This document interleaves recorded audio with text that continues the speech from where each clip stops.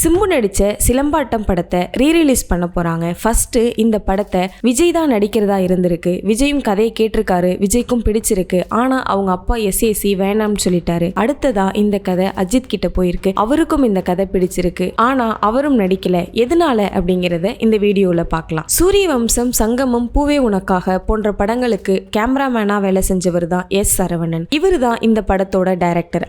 டைரக்டரா சிலம்பாட்டம் தான் இவருக்கு ஃபர்ஸ்ட் படம். இந்த படத்துக்கு யுவன் சங்கர் ராஜா மியூசிக் டைரக்ட் பண்ணிருக்காரு. சிலம்பாட்டம் படம் சிம்பு கிட்ட போனதே ஒரு சுவாரஸ்யமான கதை அப்படின்னு சொல்றாரு டைரக்டர். கதை ரெடியானதும் ஃபர்ஸ்ட் ஃபைட் மாஸ்டர் கனல் கண்ணன் கிட்ட தான் சொல்லிருக்காரு. அவரு பக்கா கமர்ஷியல் பிலிமா இருக்கே அப்படின்னு சொல்லிட்டு சிரஞ்சீவி கிட்ட கதை சொல்றதுக்கு டைம் வாங்கி கொடுத்திருக்காரு. சிரஞ்சீவியும் கதையை கேட்டுட்டு ரொம்ப பிடிச்சிருக்குன்னு சொல்லியிருக்காரு. ஆனா சில காரணங்களால பண்ண முடியாம போயிடுது. அடுத்ததா விஜய் கிட்ட போய் சொல்லியிருக்காரு. விஜயோட பூவை உனக்காக, ஷாஜகான், திருப்பாச்சி போன்ற படங்கள்ல கேமராமேனா ஒர்க் பண்ணதுனால விஜய் கூட அவருக்கு நல்ல பழக்கம் இருந்தது. அந்த டைம்ல விஜய் டபுள் ஆக்ஷன் பண்ணாம இருந்தாரு. அதனால அவருக்கு இந்த கதையை கேட்டதுமே ரொம்ப பிடிச்சிருந்துச்சு. ஆனா எஸ்ஏசி என்ன சொல்லிட்டாருன்னா வேணாம் அப்படின்னு சொல்லிட்டாரு. ஏன் அப்படின்னு கேட்டோம்னா, விஜய் ஃபர்ஸ்ட் டைமா டபுள் ஆக்ஷன் பண்றாரு. இந்த கதையில ரெண்டு கேரக்டருமே ஒருத்தர் மீட் பண்ணிக்காம இருப்பாங்க. ரெண்டு கேரக்டரும் மீட் பண்ற மாதிரியான கதையா இருந்துச்சுன்னா நல்லா இருக்கும். அதுதான் விஜய்க்கு சரியா இருக்கும் அப்படின்னு சொல்லிட்டாரு. இந்த படத்துல அப்பாவோட ஜீன்ல இருக்கிற ஒரு விஷயம் பையனுக்கு வருது அப்படிங்கிறது தான் கதை. இதுல ரெண்டு கேரக்டரும் சந்திக்காது அப்படிங்கிறதுனால விஜயால பண்ண முடியாம போயிடுது. அடுத்ததா அஜித் கிட்ட போறாரு. அஜித்தோட திருப்பதி படத்துக்கு இவர் தான் கேமராமேன். அந்த பழக்கத்தினால அவர்கிட்ட கதையை சொல்றாரு. அவருக்குமே கதை ரொம்ப பிடிச்சிருக்கு.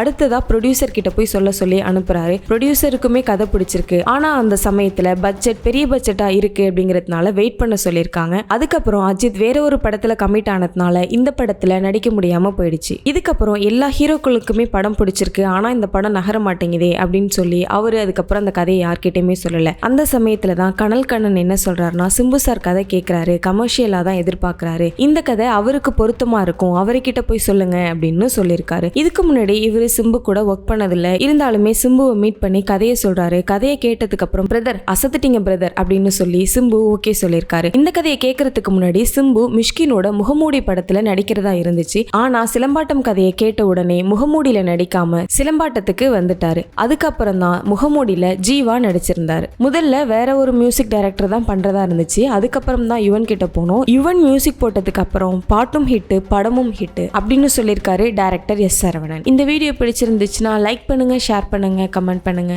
லைட்ஸ் கேமரா ஆக்ஷனுக்கு சப்ஸ்கிரைப் பண்ணுங்க.